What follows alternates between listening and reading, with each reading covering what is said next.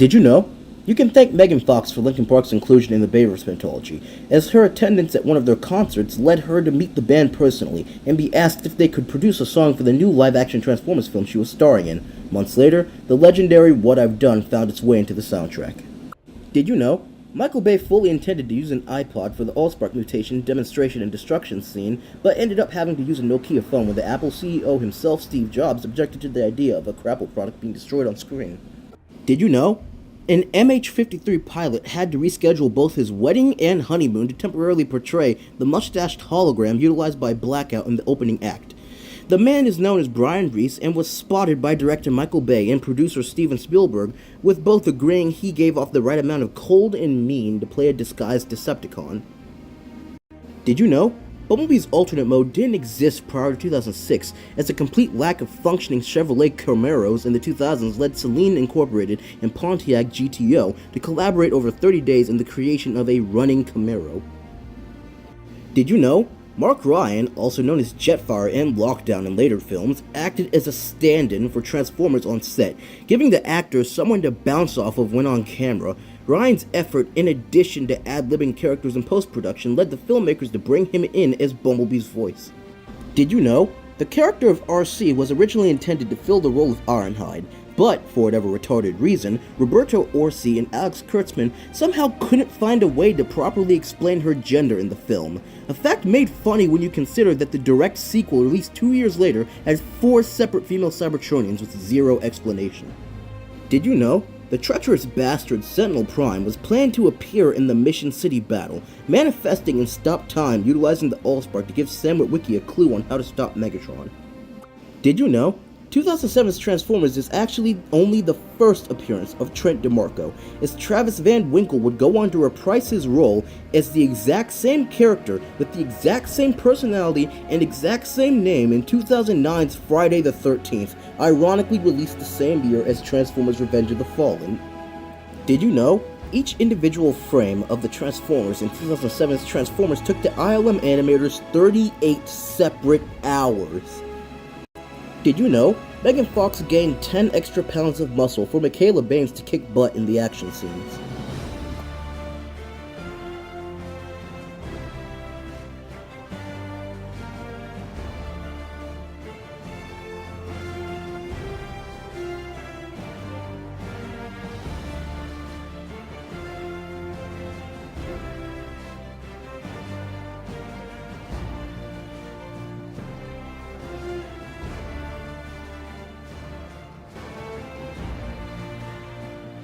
Megan Fox was incapable of riding a motorcycle during the filming of Revenge of the Fallen, leading to the scenes she spent riding a bike to be shot with her being pushed by someone off screen with another person to catch her and the bike when the camera's cut. Revenge of the Fallen holds the single highest number of paid product placements in a single film, clocking in at 47 in a 2-hour and 30-minute runtime. John Turturro broke down crying during the filming in Giza, being overwhelmed by the fact that he got to act among one of the most iconic monuments on Earth.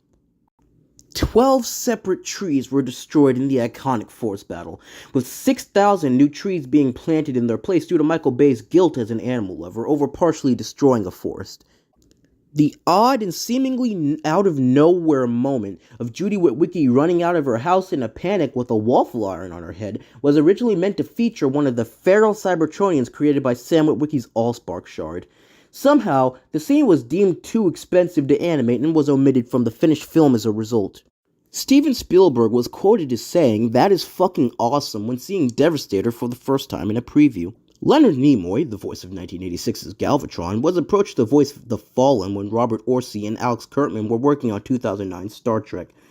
But unfortunately, this was shot down by Bay over the fact that he felt guilty asking a relative, Michael Bay's cousin is married to Nimoy, to play a role in his film. Luckily, Nimoy's enthusiasm over the concept led to him scoring the role of Sentinel Prime in the very next film, Dark of the Moon. John Turturro offered the voice Jetfire before Mark Ryan scored the role. Robert Orci and Alex Kurtzman claimed the Fallen's antagonistic role in Revenge of the Fallen was intended to result in Unicron's eventual appearance, who would have been revealed to have been his Dark Master. This concept was both unfortunately and fortunately dropped when the two of them passed on writing Dark of the Moon. Steve Jablonsky brought in his mentor, the legendary Hans Zimmer, to collaborate with him and Linkin Park to build the best possible score for the film. A newspaper bearing an image of G1 Shockwave and the ominous headline of "Mysterious Robot Sighted" is seen during Operation Firestorm at 1 hour and 55 minutes. Devastator took such an absurd amount of computing power that an ILM desktop lost its internal circuitry when an overheating frame melted it. The iconic 4'0" legend Beetlejuice was approached by Michael Bay to portray the midget Egyptian guard that's swindled by Seymour Simmons. However, this match made in heaven fell apart when Beetlejuice angrily rejected the role, causing the equally iconic Deep Roy to snag the role instead. The fallen ship, gifted the G1-inspired name of Nemesis, possesses an interior modeled off of images of sawed-open bones. The college scenes of the film were shot at Princeton and the University of Pennsylvania. However, neither allowed themselves to be named in the film due to both parties finding Judy Witwicky's pot brownie high damaging to their image. James Arnold Taylor voiced the Fallen in early development before being dubbed over by thrice as famous Tony Todd. Strangely, Taylor's grunting was left in and is heard at multiple points throughout the finished film. Fresh off the role of Omega Supreme in Transformers the Animated Season 2, Kevin Michael Richardson portrays the Allspark Shard-induced kitchen bots, the Decepticon hatchlings, Ravage, Grindor, and the first Prime we hear speaking in the third act. Brie Larson of Captain Marvel fame is rumored to have auditioned for Alice at some point in the film's early development. Seen in the comics, the Fallen was originally intended to have a much more lore-consistent and much more logical reason for hiding on the Nemesis, as early drafts of the script had him trapped in a Pocket universe where he could only escape once every other Prime was dead.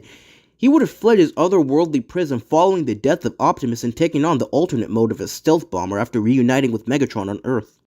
A Cloverfield poster can be found in Leo Spitz's room, making it questionable how the teaser premiered in this universe when you consider our universe's first exposure to this film came in tandem with the first screenings of 2007's Transformers. A Naruto poster can also be found when scanning the interior of Leo's room, a fact made funny when you realize Naruto's English voice actress, Malie Flanagan of Labrats fame, portrays a background Accurata worker in Dark of the Moon. Believe it! Back. The man was depressed. Don't take a picture. You can keep watching him, but Voice actor, the one and only Peter Cullen, was originally intended to appear as a hologram for Optimus's ironically titled Peterbilt semi-truck alt mode at an unspecified point in the film, a scene that was unfortunately cut. Revenge of the Fallen required a whopping 154 terabytes of disk space in direct contrast to 07's 20 terabytes of disk space. 3/5 of the Scooby Gang played minor roles in Revenge of the Fallen, as Fred Jones as Frank Welker portrays Devastator and Soundwave as Daphne Blakes as Greg Griffin portrays RC. The college dean seen following Sam's Allspark-induced mental breakdown is the iconic film historian Janine Bassinger, a woman that mentored Michael Bay and recorded audio commentary for his 2001 Pearl Harbor film alongside him. Did you know? Shockwave's driller took 70,000 separate pieces and ILM's entire render farm to successfully animate it, with every individual frame taking 5 days or longer to finish. Did you know? 532 separate flood-damaged cars were donated to production for free by an unnamed insurance company, specifically so they could be eradicated during filming. Did you know? Alan Tudyk once told Empire magazine that the character of Dutch was the same character as Gerhold from the 2000 dramedy 28 Days, claiming the fruity performer had gotten clean, left rehab, joined the army, became a globe-trotting mercenary, and joined Simmons as a valet after getting sick of all the killing. I personally refuse to believe this isn't canon. Did you know? Visual effects supervisor Scott Farrar has claimed that Sentinel Prime's face was physically modeled off of Sir Sean Connery, who ironically rejected the role when offered. Did you know? Patrick Dempsey only got the role of Dylan Gold after bumping into Michael Bay at a Los Angeles Ferrari launch party. Bay was ironically currently searching for someone to fill the role of the treacherous, sniveling bitch and asked Patty if he was down to play the position. Ricky agreed, only because he hadn't acted in a big-budget blockbuster before and showed up on set the literal next day. Did you know? The only reason the Autobots retreated as the Decepticons began fleeing the space bridge was because of the lengthy fight scene plan being vetoed by city authorities, as the filming of large-scale cinematic fights are banned on DC grounds.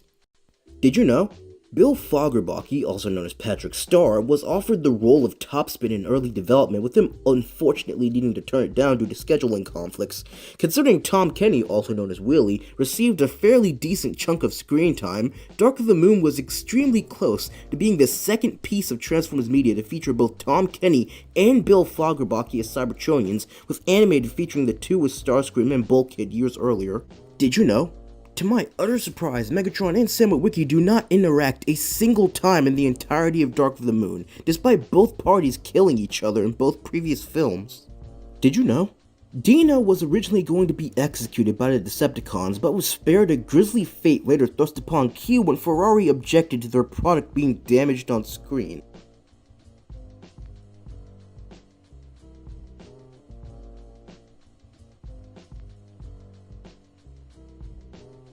Speaking of Dino, did you know Dark of the Moon was the final film completed by Francesco Quinn before his untimely passing? Rest in peace, brother. Your character was badass and you deserve thrice the screen time you were given.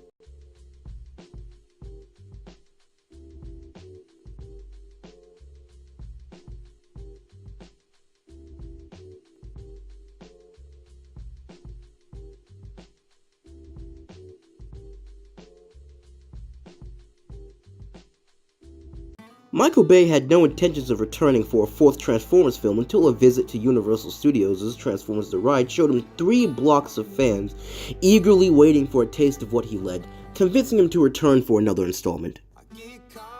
Many onlookers gathered to watch Age of Extinction's filming as the Hong Kong scenes were shot. Michael Bay responded to this by grabbing a microphone and yelling, "You guys think you're going to wait up there and be in my movie? You're gonna get digitally erased at a crowd of people atop an apartment building." 70 minutes of Age of Extinction's 165-minute runtime is dedicated to action sequences.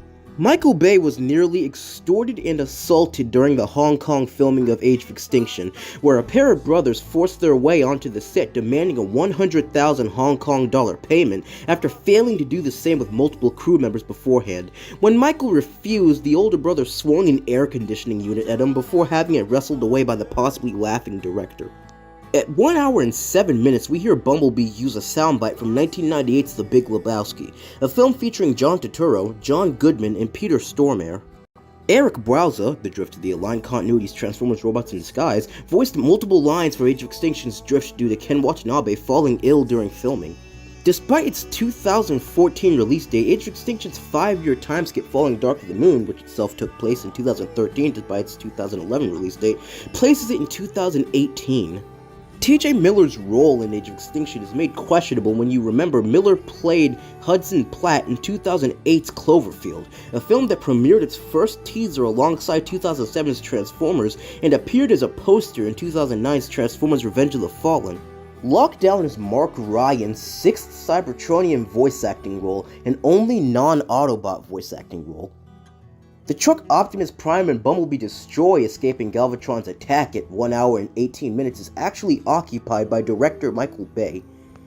Calvin Wimmer, an editor with experience in all 3 previous Transformers films, cameos as one of the real estate clients threatened by Cade Yeager in Age of Extinction's first act. Age of Extinction is the all-time worst performing film to break $1 billion.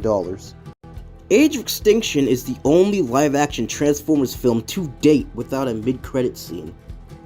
55 separate product placements appear in Age of Extinction's 165-minute runtime. Age of Extinction's 165-minute runtime also makes it the single longest Transformers film to date. Age of Extinction is the first film to be released on a Blu-ray encoded with Dolby Atmos' soundtrack. In homage to his animated incarnation, Lockdown was originally set to carry the severed and mutilated limbs of his victims. An iota of this idea can be seen when Lockdown tears the spark out of Ratchet's chest, with it folding into his arm instead of him simply discarding it or crushing it like the other bots from the Bayverse. Age of Extinction is the second Transformers film in a row to feature an antagonistic male character with a name starting with J drinking Shahua milk. We all know Dwayne Johnson was originally intended to play Cade Yeager, which would have been his second appearance in the Transformers franchise, but what I'm sure you don't know is Mark Wahlberg only scored the role due to 2 contrasting factors, the first being a recommendation by Johnson, his co-star in 2013's Pain and Gain, and the second being a rumor that started the day behind-the-scenes information began to leak during Age of Extinction's development, which slowly convinced Hasbro to cast him as the widowed machinist. 53 separate American flags appear in Age of Extinction's 165-minute runtime.